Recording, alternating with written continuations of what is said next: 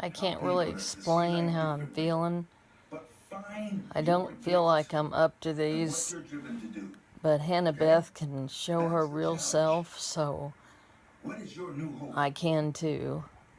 I'm so sad and so confused and so lonely as a widow and retired and having to work again because the stupid house I bought floods, so I had to get a mortgage that I can't afford.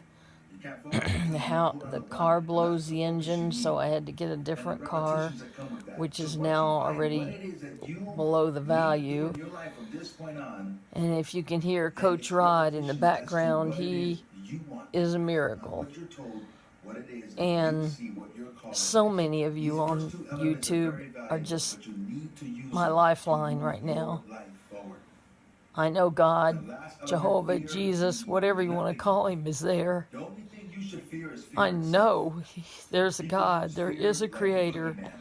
Man could not be made to touch ourselves, to live and breathe and walk and talk and eat and digest and shit and spit and everything else that we do, and breathe air and drink water. Water's a miracle.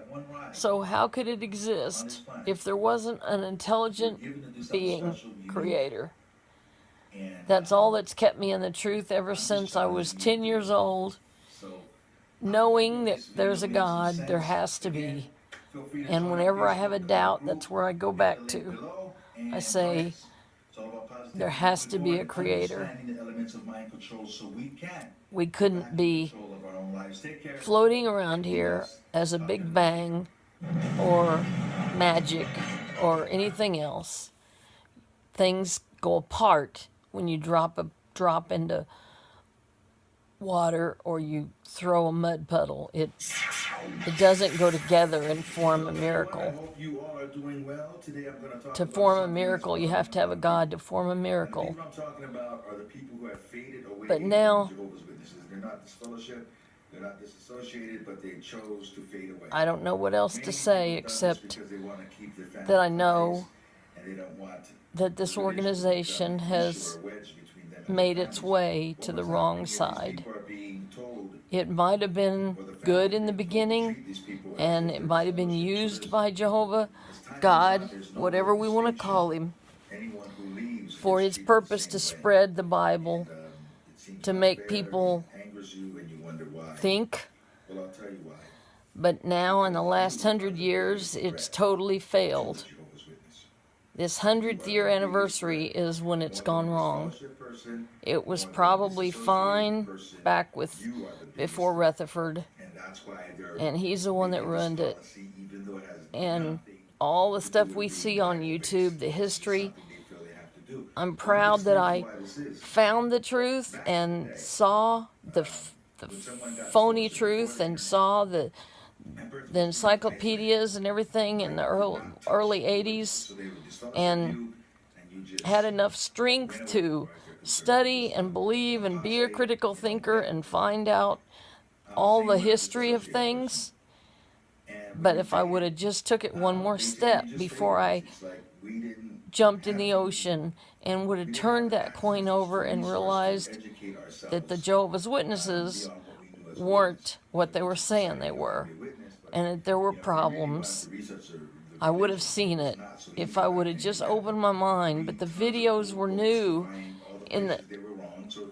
Ray Franz had just stepped out. So in 82 and all, it was just happening. And I was just studying and having back surgery and trying to get baptized and fighting to get baptized. If I would have, it's like Jehovah kept me with back surgery to keep me out. And then I kept pressing in to be strong and make myself work it and do it. And I've always, all my life, been my own worst enemy. I push things and lose because I pushed too far.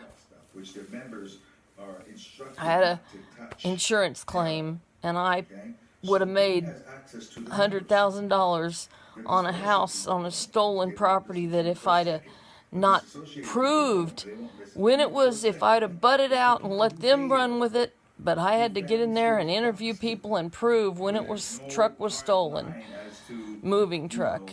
And if it hadn't been that night, the next day it would have been covered when the policy was active. But that's my life story. And I can't give up. I have such tenacity. And I think that's the people. And when you're down and out, that's the ones Jehovah's Witnesses are out to get. That's why they're a cult, by reading all these things that make them a cult.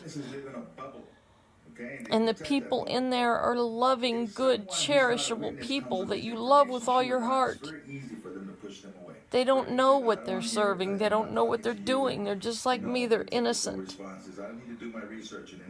But I can't help it because you have to keep your mouth shut. You can't tell them.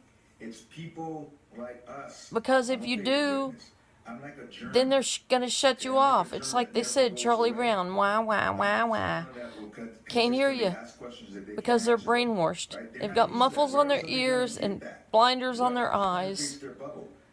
And their mouth is being used with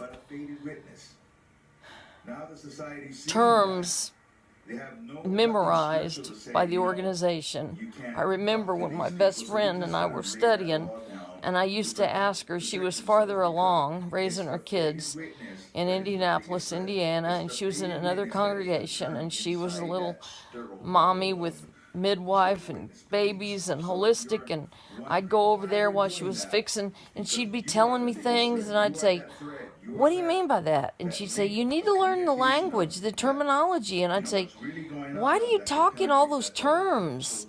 And she'd say, well, you need to learn them and understand what they mean. And then she'd ask me questions, trying to get me motivated to dig into the Bible and learn things. And I treasure her friendship, and now I won't have it again. But I was disfellowshipped for a decade if I would have just known to stay out. But I didn't know it was wrong yet. I just knew that if it was right, I wanted to be back in. I wanted to do the right thing. And that's what my son feels now. And